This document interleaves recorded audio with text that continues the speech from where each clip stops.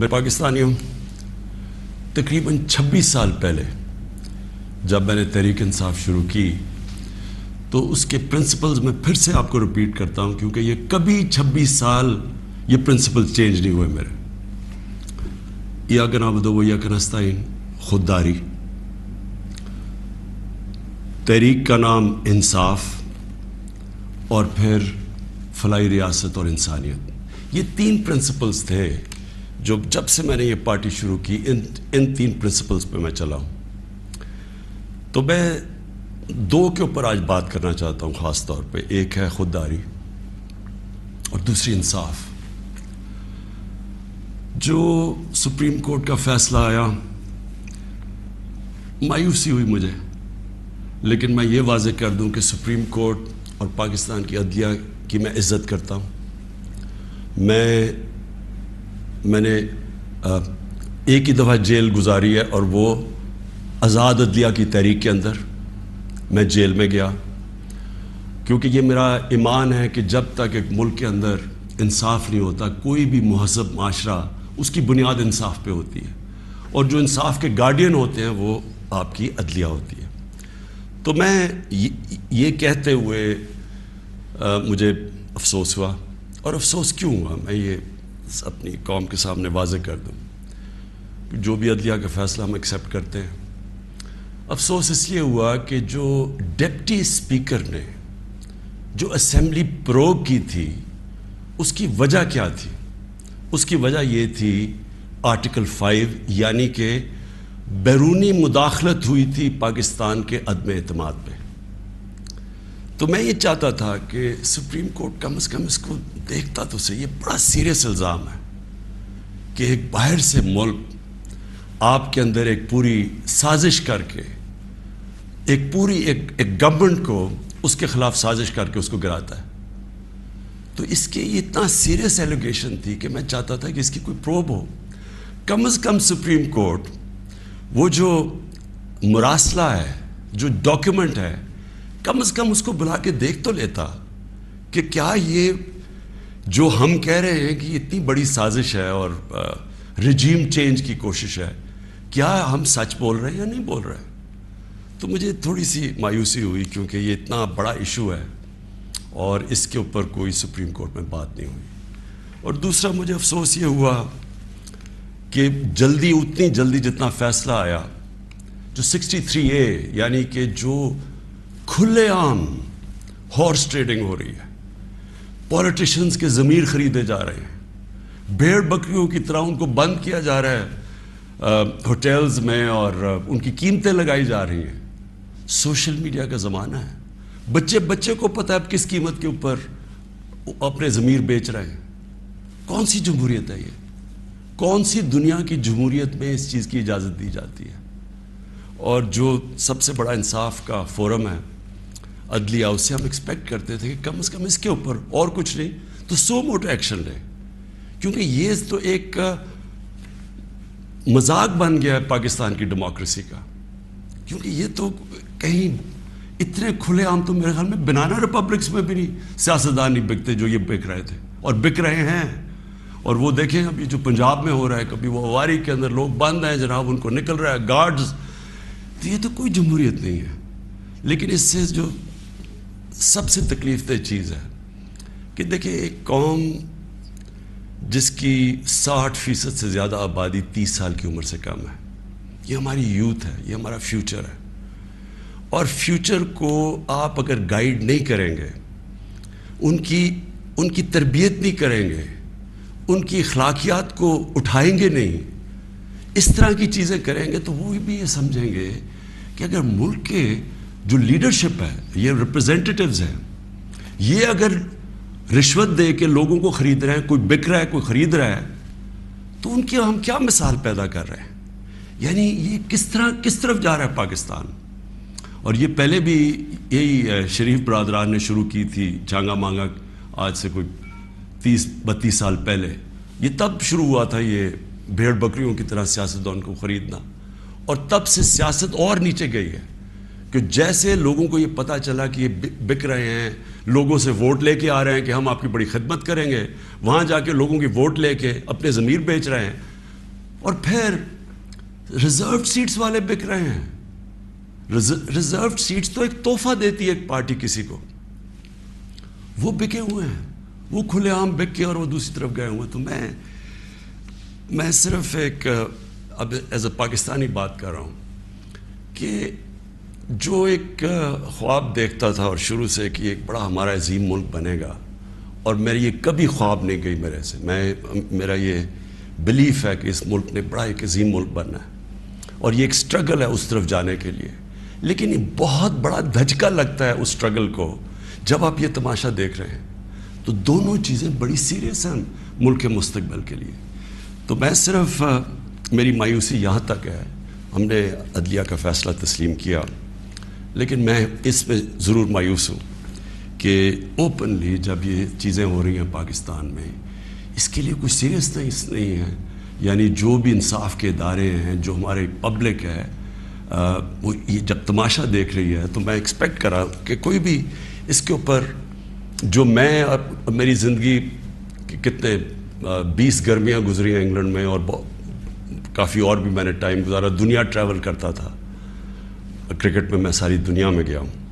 میں نے کبھی اس طرح کی چیز کسی بھی ویسٹرن ڈیموکریسی کے اندر نہیں دیکھی, کبھی سنا بھی نہیں ہے. نہ کوئی سوچ سکتا ہے کسی کو خریدنے کا, نہ کوئی اپنے آپ کو اپنا ضمیر بیچنے کا سوچ سکتا ہے, کیونکہ معاشرہ اس کے خلاف کھڑا ہو جاتا ہے. جو میں نے اپنے لوگوں کو امر بالمعروف پہ بلایا تھا یہاں اسلام آباد میں, وہ اس لیے بلایا تھا کہ میں نے اپنی قوم کو یہ بتا رہا تھا, آپ کی ذمہ داری ہے کہ جب آپ ایسی چیز دیکھتے ہیں, اگر آپ بدی کو کچھ نہیں کرتے, روکتے نہیں ہیں, وہ پھیل جاتی ہے معاشرے میں. وہاں جو میں نے دیکھا ہوا ہے ان معاشروں کے اندر جو مسلمان بھی نہیں ہیں, آپ یقین کریں جس طرح وہ امر بالمعروف پہ کھڑے ہوتے ہیں, میں تو کسی مسلمان معاشرے کو بھی اس طرح نہیں کھڑے ہوتے دیکھا. آپ ہمارے بیرون ملک پاکستانی ہیں, کبھی ان سے پوچھیں تو صحیح کہ کس طرح وہ معاشرے اچھائی کے ساتھ کھڑے ہوتے ہیں, بدی کے خلاف ہوتے ہیں, حق کے اوپر کھڑے ہوتے ہیں, باطل کے خلاف کھڑا ہو جاتے ہیں, قوم کھڑی ہو جاتی ہے. جب برطانیہ میں 20 لاکھ لوگوں کے ساتھ میں نے بھی مارچ کی آج سے 20 سال پہلے عراق وار کے خلاف, تو برطانیہ کو فائدہ ہو رہا تھا عراق وار سے, وہ تیل کی جنگ تھی. لیکن لوگوں نے نکلے, انہوں نے کہا آپ بڑا غلط کر رہے ہیں, آپ جھوٹ بول رہے ہیں. تو قوم نکلی, یہ زندہ قوم کی نشانی ہے. تو میری آج اپنی قوم سے بھی یہ ہے کہ وہ, اور میں آپ کو بعد میں اس کے اوپر بھی آؤں گا جب میں اپنی تقریر ختم کروں گا کہ آگے ہم نے کرنا کیا ہے. لیکن میں اپنی قوم کو بھی کہتا ہوں کہ اگر آپ اس طرح کی چیز کہ ایک باہر سے سازش ہو کے گورنمنٹ گر رہی ہے اور وہ پلان کر کے پورا ایک پلاٹ ہے جس کے اوپر میں ابھی بعد میں بتاتا ہوں, تو یہ آپ نے اپنے آپ کو بچانا ہے. جو اپنے بچوں کا مستقبل بچانا چاہتا ہے اس ملک میں, آپ اگر اس کے خلاف نہیں کھڑے ہوں گے, کسی نے اور آ کے آپ کو نہیں بچانا. قوم کھڑی ہوتی ہے اس کے اوپر, یہ بدی کے خلاف. اب میں آتا ہوں جی, یہ جو مراسل ہے یہ کیا ہے. پہلے تو یہ سمجھیں اس کو ایک سائفر ایک ہوتا ہے. سائفر کا مطلب کیا ہے؟ سائفر یہ ہوتا ہے کہ ہماری جو ایمبسیز ہوتی ہیں باہر, وہ فورن آفس کو ایک کوڈڈ میسج میں سیکرٹ میسیجنگ کرتی ہیں کہ جو بھی ان کی انٹریکشن دوسرے ملکوں میں ہو رہا ہوتا ہے. وکی لیکس کا آپ کو سنا ہوگا چند سال پہلے, وہ کیا تھا؟ وہ یہی تھا کہ امریکن ایمبسیز جو اپنے سیکرٹ ڈاکیومنٹس بھیج رہی تھی, وہ کسی نے ان کو ایکسپوز کر کے وہ پبلک میں آ گئی, وہ وکی لیکس تھی. تو اسی طرح جو آپ کا یہ جو سائفر میسج آتی ہے, یہ ٹاپ سیکرٹ ہوتی ہے. کیوں نہیں میں وہ کاغذ پبلک میں دے سکتا؟ کیوں نہیں میں میڈیا کو دے سکتا؟ کیونکہ اس کے اوپر کوڈ ہوتی ہے, اور اگر ہم وہ سائفر پبلش کر دیں تو باہر کی دنیا کو پتہ چل جائے گا کہ پاکستان کی کوڈ کیا ہے. لہٰذا ہماری جتنی بھی سیکرٹ انفارمیشن ہے وہ ساری ایکسپوز ہو جائے گی. اس لیے میں یہ پبلک کو نہیں دے سکتا. لیکن آپ یقین کریں کہ میں اتنا میرا دل ہے کہ پبلک یہ خود اپنی آنکھوں سے دیکھے کہ یہ کیا تھا. اب میں آپ کو بتاتا ہوں یہ ہوا کیا. ہوا یہ کہ ہمارا امریکہ میں جو امبیسڈر تھا اس کی ایک ملاقات ہوئی امریکن آفیشل کے ساتھ. اب امریکن آفیشل جو تھا اس کی بس صرف میں تھوڑی سی بات آپ کو بتاتا ہوں کہ اس نے کہا کیا. اس نے پہلے کہا کہ جی عمران خان کو روس نہیں جانا چاہیے تھا. وہ بڑا اس نے کوشش کی امبیسڈر نے بتانے کے لیے کہ اس کی وجوہات ایک کنسنسس تھا, پہلے سے پلان بنا ہوا تھا, لیکن اس نے کہا نہیں, یہ صرف عمران خان نے فیصلہ کیا. پھر وہ جو کہتا, اور میں یہ چاہتا ہوں آپ قوم ذرا غور سے میری بات سنیں کہ اس نے کہا کیا. اس نے کہا کہ اگر آپ عمران خان کو یہ, اور اس نے کہا ابھی عدم اعتماد درج نہیں ہوا تھا پاکستان میں, اس سے پہلے یہ کہہ رہا ہے, یعنی اسے پتا تھا کہ عدم اعتماد آنے والی ہے. کہتا کہ اگر عمران خان اس میں سے بچ جاتا ہے عدم اعتماد سے, تو پاکستان کو بڑا مشکل یعنی کانسیکوینسز فیس کرنے پڑیں گے. تکبر دیکھیں کہ اگر عمران خان یعنی سٹنگ پرائم منسٹر اگر وہ نہیں ہٹتا اس میں سے تو پاکستان کو نقصان ہوگا. اور پھر کہتا لیکن اگر وہ ہار جاتا ہے تو پاکستان کو معاف کر دیا جائے گا. یعنی یہ بھی نہیں اس نے کہا کہ اگر وہ نہیں آتا تو جو بھی دوسرا آئے گا پہلے ہم دیکھیں گے وہ کیا کر رہا ہے پھر ہم اس کو معاف کریں گے. نہیں, اس نے کہا جو بھی آئے گا معاف کر دے گا. یعنی کہ اس کو پتا تھا کہ کس نے آنا ہے, کس نے اچکن سلوائی ہوئی ہے, کون تیاری میں بیٹھا ہوا ہے, اسے سب پتا تھا, تو اس کو معاف کر دیں گے. اب میں آج آپ کے سامنے جو یہ میں اصل میں جو بات کرنا چاہتا ہوں وہ یہ ہے کہ دیکھیں ہم 22 کروڑ لوگ ہیں. 22 کروڑ لوگوں کے لیے کتنی توہین ہے کہ ایک حکم دے رہا ہے 22 کروڑ لوگوں کے الیکٹڈ سربراہ کو. وہ پتہ نہیں وہ کس کو حکم دے رہا ہے, کیونکہ میں تو چیف ایگزیکٹو ہوں, مجھے نہیں دے رہا. وہ کسی کو کہہ رہا ہے کہ اگر یہ آپ کا پرائم منسٹر بچ جاتا ہے تو آپ کو فیس کرنے پڑیں گے کانسیکوینسز. اور پھر کہتا ہے کہ اگر یہ ہٹ گیا تو معاف کر دیں گے ہم آپ کو. میں صرف آپ کو یہ کہنا چاہتا ہوں کہ میرے پاکستانیوں, اگر ہم نے اس طرح ہی زندگی گزارنی ہے تو ہم اپنے آپ سے سوال پوچھیں کہ ہم آزاد ہوئے کیوں تھے. ہم کیوں 23 مارچ کو سیلیبریٹ کرتے ہیں, ہم کیوں جناب 14 اگست کو بڑا جشن بناتے ہیں. اگر ہم نے اسی طرح رہنا ہے کہ باہر سے حکم آ رہا ہے کہ جی آپ نے اگر اس کو نہ ہٹایا, اور پھر ہوتا کیا کہ وہ شروع ہو جاتی ہے, ایک دم ہمارے لوگ جانے شروع ہو جاتے ہیں. ہمارے جو اپنی پارٹی کے ایک دم پتہ چلتا ہے جی, ان کو ایک دم پتہ چلا کہ وہ تو جی تحریک انصاف تو بڑی گورنمنٹ بہت ہی بری ہے جی, عمران خان کی ساری برائیاں ان کو پتہ چل جاتی ہیں, اور وہ سارے ادھر اور ان کو بند کرنا شروع کر دیتے ہیں سندھ ہاؤس میں, اور وہ سارے ایک دم سارا ڈرامہ شروع ہو جاتا ہے. میڈیا کے اندر بھی پیسہ چل رہا ہوتا ہے. میڈیا کی یعنی میڈیا کو بھی شرم نہیں آئی کہ ایک لوگ پارٹی کے ٹکٹ پہ الیکٹ ہو کے دوسری پارٹی میں جا رہے ہیں, سب کو پتہ ہے پیسے لے, وہ بھی اس کی سپورٹ کر رہا, بڑا جشن بنایا جا رہا ہے جی اوہو گورنمنٹ گر رہی ہے, یعنی جس طرح کوئی بہت بڑا کارنامہ ہو گیا یہ. اور پھر ہمیں آہستہ آہستہ چیزیں پتہ چلنا شروع ہوتی ہیں. پتہ یہ چلتا ہے کہ ان کے ڈپلومیٹس, امریکہ کے ڈپلومیٹس ہمارے لوگوں سے مل رہے ہیں چند مہینے پہلے. میرے اپنے 2 آ کے, ایک میرا کے پی کا منسٹر عاطف خان, وہ مجھے بتاتا ہے کہ ہماری شندانہ ہماری ایم این اے ہے, وہ کہتے جی ہمیں امریکن ایمبیسی میں بلا کے انہوں نے باقاعدہ کہا کہ یہ عدم اعتماد آنے لگی ہے عمران خان کے اوپر, اور ان سے بڑی لمبی یعنی چند مہینے پہلے ان کو پتا تھا کہ آ رہی ہے عدم اعتماد. تو آہستہ آہستہ پتہ چلا کہ یہ تو پورا پلان بنا ہوا تھا, تو یہ پوری اسکرپٹ چل رہی تھی یہاں. تو میں پھر اپنی قوم سے یہ کہنا چاہتا ہوں کہ دیکھیں یہ ضروری ہے ہم سب کے لیے فیصلہ کرنا کہ ہم کیا چاہتے ہیں. ہم ایک آزاد قوم بننا چاہتے ہیں, خوددار قوم بن کے رہنا چاہتے ہیں, یا اس طرح کے غلام چاہتے ہیں. اور کس طرح کے غلام, کیوں ان کو پتا تھا کہ جناب شیروانی سلائی ہوئی ہے شہباز شریف نے, اس نے باقاعدہ میسیجنگ کی.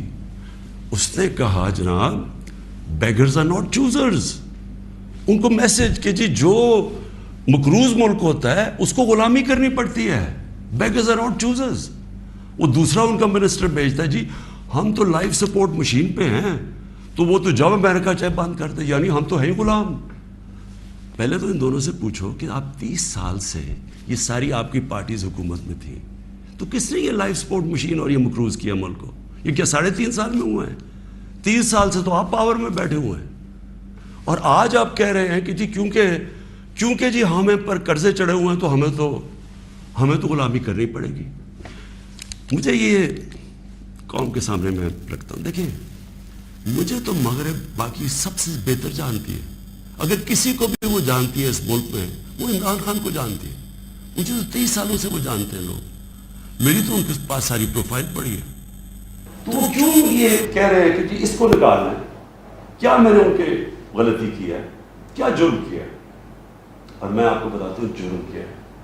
سب سے بڑا جرم یہ ہے کہ انہوں نے ساری پروفائل جب میری دیکھی اور ان کو پتا ہے پہلے سے کہ اس نے ڈرون اٹیکس کی مخالفت کی، اس نے عراق وار کی مخالفت کی، اس نے افغانستان مسلسل کہتا رہا کہ یہ ملٹری سلوشن نہیں ہے افغانستان میں، یہاں مذاکرات سے بات ختم ہوگی۔ اس نے ڈرون اٹیکس جب ہوئے یہاں، یہی جو بیگرز اینڈ ناٹ چوزرز، یہ اور اس کا بھائی جب پاور میں تھے اور آصف زرداری، تو 400 ڈرون اٹیکس جب پاکستان میں ہوئے تو کس نے بولا؟ کس نے مظاہرے کیے؟ کس نے دھرنے دیے؟ عمران خان نے دیے۔ تو ان کو سب پتا تھا، ان کو یہ پتا ہے کہ عمران خان نہ اس کی کوئی چوری کے پیسے باہر پڑے ہیں، نہ اس کی کوئی جائیداد باہر پڑی ہے، نہ اس کی کوئی باہر بینک اکاؤنٹس ہیں، یعنی کہ وہ کنٹرول نہیں ہو سکتا۔ تو لہٰذا یہ اس کا قصور ہے کہ کیونکہ وہ ہمارا پتلا نہیں بن سکتا، اس لیے اس کو ہٹانا بڑا ضروری ہے۔ اور یہ سارا کچھ جو ڈرامہ ہو رہا ہے یہ صرف ایک آدمی کو ہٹانے کے لیے ہو رہا ہے۔ تو ان کی کیا ان کو خاصیت پسند ہے؟ ان کو پتہ ہے کہ اپنے پیسے کے لیے یہ اس ملک کی ہر قسم کی قربانی دینے کے لیے تیار ہے۔ 400 ڈرون اٹیکس میں نے بتایا، یہ کبھی ان کے منہ سے سنا تھا کہ یہ ہر ہیومینیٹیرین لاز، ہر ہیومن رائٹس کی وائلیشن ہے کہ آپ کسی آپ ان کی مدد کر رہے ہیں، آپ قربانیاں دے رہے ہیں، اور وہ آپ بھی بمباری کر رہے ہیں۔ اور بمباری کس طرح لوگوں کو مار رہے ہیں؟ ایک آدمی 4000 میل سے فیصلہ کرتا ہے کہ جناب یہ دہشت گرد ہے، اوپر سے بٹن دباتا ہے اور وہ نیچے مر جاتے ہیں۔ ادھر فلمیں بنی ہیں امریکہ کے اوپر، اس کے اوپر ایک میں نے فلم بھی دیکھی ہوئی ہے، یہ جو ڈرون اٹیکس کرتے تھے، کس کو اب کابل میں ڈرون اٹیک ہوا تھا، پہلے رپورٹ آئی جی کہ پتہ نہیں 8 وہ آئیسل کے ممبرز مر گئے، دہشت گرد مر گئے، اگر اگلے دن پتہ چلا جناب ایک آدمی اور اس کے بچے مر گئے۔ تو آپ کو پتہ ہے کہ کتنی دفعہ قبائلی علاقے کے اندر اس طرح لوگ مرے، ہمارے لوگوں کو کیسے، یعنی 400 ڈرون اٹیکس ایک دم مدرسے میں کر دیا، 80 بچے بیچارے مر گئے، شادیوں پہ اٹیک ہو گیا، کوئی پوچھنے والا نہیں تھا، کیونکہ یہ اپنے پیسے کے غلام ڈرے ہوئے تھے کہ کہیں وہ ناراض ہو گیا تو ہمارا وہ حال نہ ہو جو آج روسیوں کا حال ہو رہا ہے، جو یوکرین کی جنگ کی وجہ سے آج روسیوں کے وہ ضبط کر رہے ہیں اکاؤنٹس، ان کے آج وہ جو ان کی آف شور اکاؤنٹس ہیں، جو ان کی پراپرٹیز ہیں وہ ضبط کر رہے ہیں۔ تو یہ تو اس لیے کنٹرولڈ ہے، اور اس لیے وہ چاہ رہے ہیں کہ یہ آ جائیں تاکہ پھر سے پاکستان کو جو وہ فیصلہ کریں ہم وہ کریں۔ تو میں پھر سے اپنی قوم کو کہتا ہوں، ہمیں نے یہ فیصلہ کرنا ہے کہ ہمیں کس طرح کا پاکستان چاہیے۔ میں آپ کو آج مجھے افسوس اور تکلیف بھی ہوتی ہے کہتے ہوئے، ہمارے ساتھ ہی ہندوستان آزاد ہوا تھا، میں ہندوستان بھی باقیوں سے بہت بہتر جانتا ہوں، میری دوستیاں بھی تھیں، کرکٹ کی وجہ سے بڑا مجھے رسپیکٹ بھی ملا، پیار ملا، میں میری لوگوں سے وہاں واقفیت بھی بڑی ہے۔ مجھے بڑا افسوس ہے کہ یہ صرف ایک RSS کی آئیڈیالوجی کی وجہ سے اور یہ جو کشمیر میں انہوں نے کیا ہے اس کی وجہ سے ہمارے تعلقات نہیں ہیں، لیکن میں آپ کو یہ کہہ دوں کہ وہ ایک بڑے خوددار قوم ہے، کبھی کسی کی جرت نہیں ہے کہ وہاں اس طرح کی بات کریں، کسی سپر پاور کی جرت نہیں ہے کہ وہاں یہ بھی تصور کر دیں کہ جناب وہ یہی کہہ دیں کہ جناب اپنے فورن ریلیشن میں وہ کہیں جو ہم کہہ رہے ہیں۔ اب دیکھ رہے ہیں وہ روسیوں سے حالانکہ ساری سینکشنز لگی ہوئی ہیں، وہ کہہ رہے ہیں جی ہم تیل امپورٹ کرتے ہیں، ہمارے لوگوں کی بہتری ہے۔ تو عمران خان کا بھی یہی پرابلم ہے۔ میں یہ کہتا ہوں کہ کسی سے ہماری لڑائی نہیں ہے، نہ میں کسی کا اینٹی ہوں نہ کسی ملک کا اینٹی ہوں، میں صرف یہ کہتا ہوں کہ جو میرے لوگوں کے فائدے کے لیے پہلی چیز وہ ہے میرے 22 کروڑ لوگوں کے لیے، اس کے بعد میں دنیا کی باقی چیزیں ماننے کے لیے تیار ہوں. لیکن میں اپنے لوگوں کو قربان نہیں کر سکتا کسی اور قوم کے خاطر جو ہم نے وار آن ٹیرر میں کیا ہے. 80,000 اپنے لوگ ہم نے مروائے، ملک تباہ کروا دیا. اب کوئی پوچھے بھی قبائلی علاقے میں، کبھی لوگوں سے تو پوچھیں ان کے اوپر گزری کیا تھی. 35 لاکھ لوگوں نے نقل مکانی کی. کبھی کسی نے احساس کیا کہ وہ ساری جنگ میں ہم جو گئے ہیں، کبھی کوئی کمیشن بیٹھی ہے وہ یہ بتائے کہ ہمیں ملا کیا ہے؟ میں آپ کو بتاتا ہوں، ہمارے یہاں جو صاحب اقتدار ہیں وہ ڈالرز کے لیے میں آپ کو کہہ رہا ہوں ہمیں جنگوں کے اندر پھنسا دیتے ہیں. ہم جب سوویت یونین کے خلاف جو ہم فرنٹ لائن سٹیٹ بن گئے تھے، اگر ہم ڈالر امریکہ سے ایڈ لیے بغیر کرتے تو وہ بہت اچھی چیز تھی. ہم پھر اپنے بھائیوں کے لیے، افغانستانوں کی آزادی کے لیے مدد کر رہے تھے. لیکن جب ہم کہہ رہے ہیں کہ جی یہ پینٹس ہے، ہمیں اتنے پیسے چاہیے، پیسے لے کے جب آپ کسی کے ساتھ شرکت کرتے ہیں وہ آپ کی عزت نہیں کرتے. جیسی وہ ہم افغانستان کا وہ روسی جب وہاں سے گئے 2 سال کے بعد پاکستان کے اوپر سینکشنز لگ گئی. کسی نے نہیں پرواہ کی کہ ہم نے کتنی قربانی دی. 5 لاکھ ریفیوجی، 5 ملین 50 لاکھ پاکستان میں ریفیوجیز تھے. کلیشنکوف، سیکٹیرین ٹیررزم، وہ سارا اس کے فور کسی نے نہیں اپریشیٹ کیا کہ جی پاکستان، بلکہ انہوں نے سینکشنز لگا دی کیونکہ وہ ہم تو پیسے دے رہے ہیں، اس لیے کوئی پرواہ نہیں. وہ پھر 9/11 آیا، پھر ہم ان کے ساتھ چلے گئے اور پھر ہم نے کہا جی ہاں ہم بڑی کوئی جنگ لڑ رہے ہیں. پہلے ہم فورن آکوپیشن کے خلاف جنگ لڑ رہے تھے، اب ہم کہہ رہے ہیں کہ جو فورن آکوپیشن ہے اس کے خلاف جو لڑتا ہے وہ دہشت گرد ہے اپنے ملک کو. تو کتنی پاکستانوں کی ذلت ملی ہمیں اس میں. کبھی آپ اینالائز کریں کہ اس سے ہمیں فائدہ کیا ہوا، نقصان کیا ہوا. مجھے پتہ ہے کیا نقصان ہوا، اور مجھے پتہ ہے کہ ہمیں اس سے کوئی فائدہ بھی نہیں اور اپریشیٹ بھی نہیں ہوئے، بلکہ وہاں بھی ذلت اٹھانی پڑی. تو میرا پوائنٹ یہ ہے کہ اس ملک نے کبھی یہ فیصلہ کرنا ہے کہ ہماری فورن پالیسی جب تک ہمارے لوگوں کی بہتری کے لیے نہیں ہوگی، ہم نے کوئی قسم کی فورن پالیسی نہیں بنانی. کیونکہ اب ہماری 22 کروڑ لوگ ہیں، ہمیں سب سے زیادہ کوشش کرنی ہے کہ کیسے ہم نے اپنے لوگوں کو غربت سے نکالنا ہے. وہ غربت سے ہم تب نکالیں گے جب ہم کسی کانفلکٹ کا حصہ نہ بنیں، جب ہم امن میں شرکت کریں لیکن جنگ میں کسی کے ساتھ شرکت نہ کریں. اگر کوئی کہے بیسس چاہیے تو نہیں، ہم بیسس دے سکتے کیونکہ ہم پہلے مار کھا چکے ہیں اس میں. اس لیے وہ مجھے افسوس سے کہنا پڑتا ہے کہ ان کو وہ لوگ پسند ہیں جو کہ ان کی ہر بات مانیں گے، جو کہیں گے کہ بیگرز آر ناٹ چوزرز، جو کہیں گے کہ جی پاکستان لائف سپورٹ مشین پہ تو مدد کرو. ان کو اس طرح کے لوگ چاہیے، یعنی جو پہلے سے ہی گرے ہوئے ہوں گے. وہ کہتے ہیں نا وہ طفل کیا گرے جو گھٹنوں کے بل چلے، جو گھٹنوں کے اوپر بیٹھے وہ ان کو پسند ہے. لیکن میں اپنی یوتھ سے آج کہنا چاہتا ہوں کہ دیکھیں،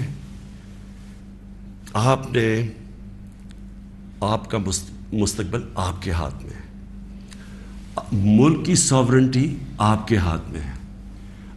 اپنی جمہوریت کو، اس کی حفاظت کون کرتا ہے؟ کوئی فوج نہیں کر سکتی جمہوریت کی حفاظت، کوئی باہر سے فورن پاور نہیں کر سکتی. قوم اپنی جمہوریت کی حفاظت کرتی ہے، قوم اپنی ساورنٹی کی حفاظت کرتی ہے.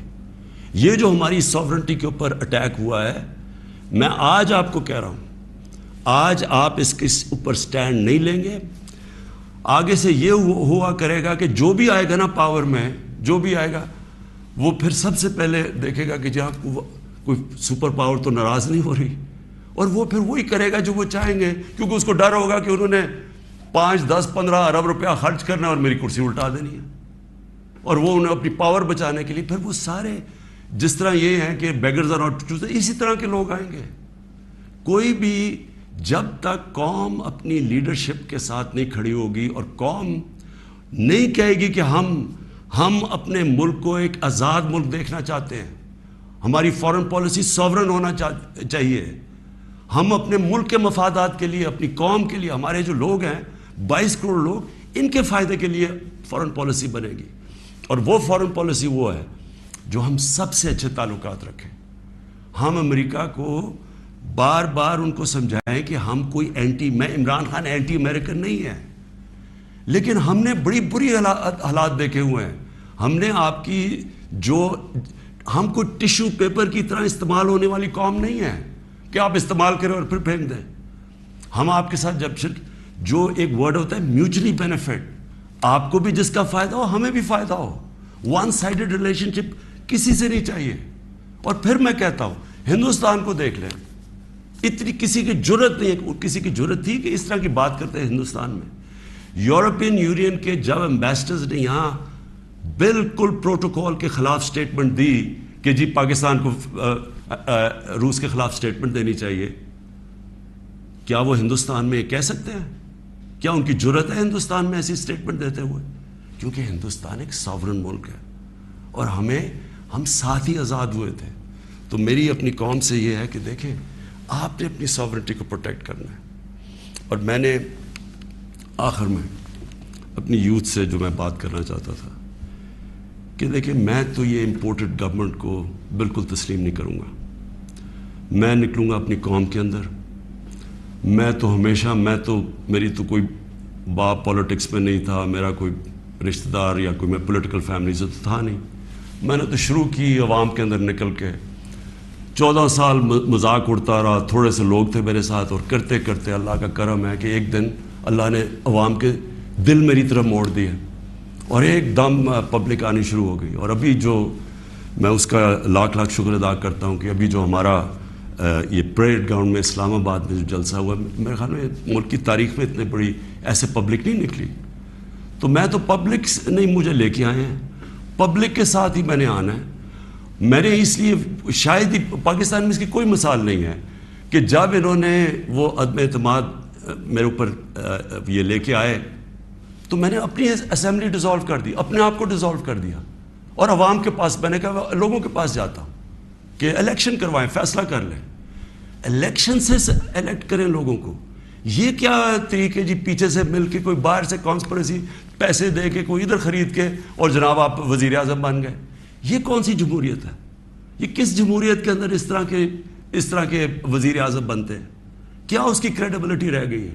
اور وہ کیا بنے گی پارلیمنٹ جس کے اندر جو ایک دوسرے کو چور کہتے, سارے ایک دوسرے کو یہ چور کہتے تھے, ساروں نے ایک دوسرے کے اوپر کرپشن کیسز بنائے, سب ایک دوسرے کے اوپر ایسی زبان استعمال کرتے ہیں. 20 سال دیکھ لیں کیا کیا ایک دوسرے کو کہتے ہیں. اب یہ سارا یہ جمگٹا اکٹھا ہو جائے گا اور صرف ایک مسئلہ ہو, کسی طرح بس پاور مل جائے تاکہ پھر سے پہلے جو NRO 1 ملا تھا ان کو, ساروں نے انہوں نے مل کے جو چوری کی جنرل مشرف نے انہوں NRO دے دیا. اب یہ NRO 2 ہوگا, آتے ساتھ ہی پاور. اچھا کیوں نہیں عوام کے پاس گئے؟ انہوں نے کہا 3.5 سال کہ جناب یہاں تو بڑی نااہل حکومت ہے, یہ ایسے ہے, لوگوں میں جائیں گے وہ انڈے ماریں گے. تو ہم تو کہہ رہے ہیں لوگوں میں آؤ, اور اب یہ پوری کو اب بھاگ رہے ہیں لوگوں کے اندر. کیوں یہ بھاگ رہے ہیں؟ کیونکہ ان کا مقصد کوئی یہ عوام کی پالیٹکس نہیں ہے. ان کا مقصد صرف یہ ہے کہ وہاں اسمبلی میں آئیں. سب سے پہلا یہ کام میں آج آپ کو کہہ رہا ہوں, اور میری قوم آپ کو اس کے اوپر نظر رکھنی ہے کیونکہ یہ آپ کا پیسہ چوری ہوا ہے. انہوں نے نیب کو ختم کرنا ہے, انہوں نے اپنے کرپشن کیسز ختم کرنے ہیں. اس وقت حالات یہ ہیں کہ یہ جو سارے ضمانت کے اوپر ہیں, یہ ان کو کیا ڈر کس چیز کا ہے؟ ان کے سارے کیسز آنے لگے ہیں سامنے, تو وہ جلدی ہٹانا چاہتے تھے کہ کسی طرح یہ اپنے کیسز سے نکل جائے. تو قوم نے نظر رکھنی ہے. پھر انہوں نے, میں دوسری چیز آپ کو کہوں, یہ کبھی انہوں نے نیوٹرل امپائر سے میچ نہیں کھیلا.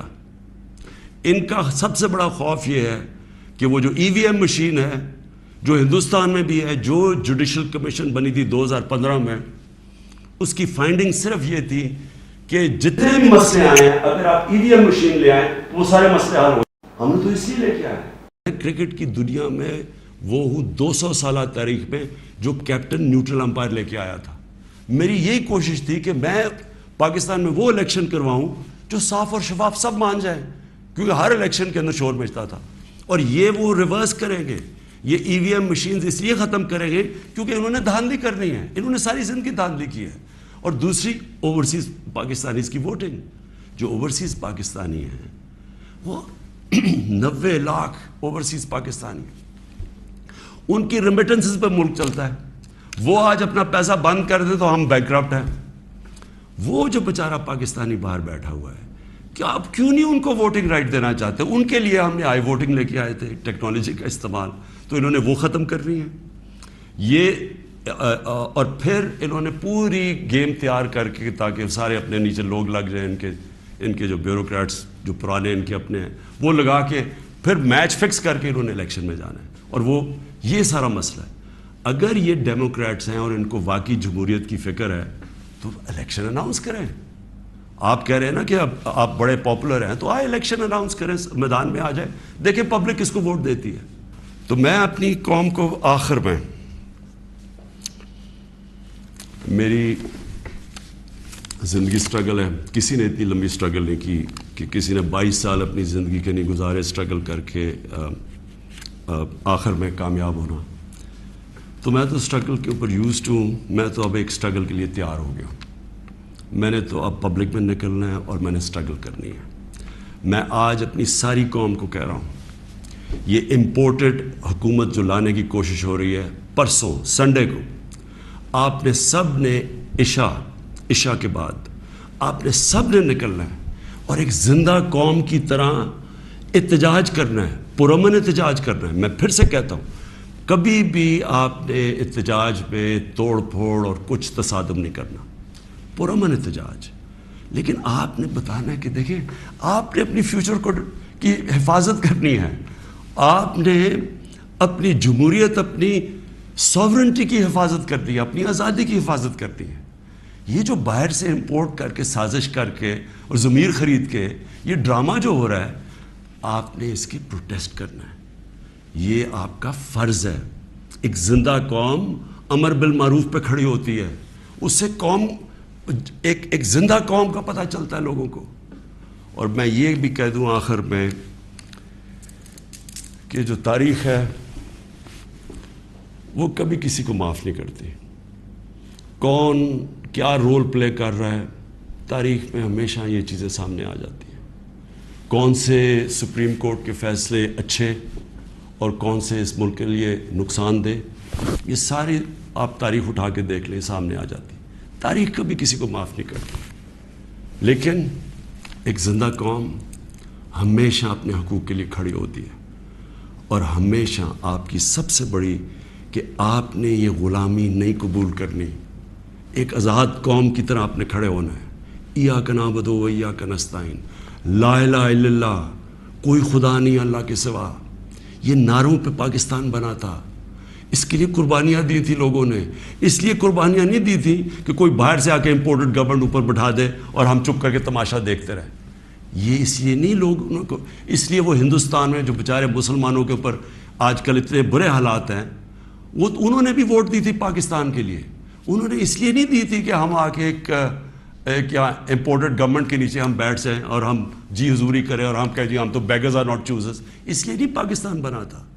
تو آپ نے وہ پاکستان کی خواب کے لیے پرسوں سب نے آپ نے نکلنا ہے, عشاء کے بعد پرامن احتجاج کرنا ہے. اور میں اب آپ کے ساتھ ہوں گا, میں آپ کے ساتھ پوری سٹرگل کروں گا.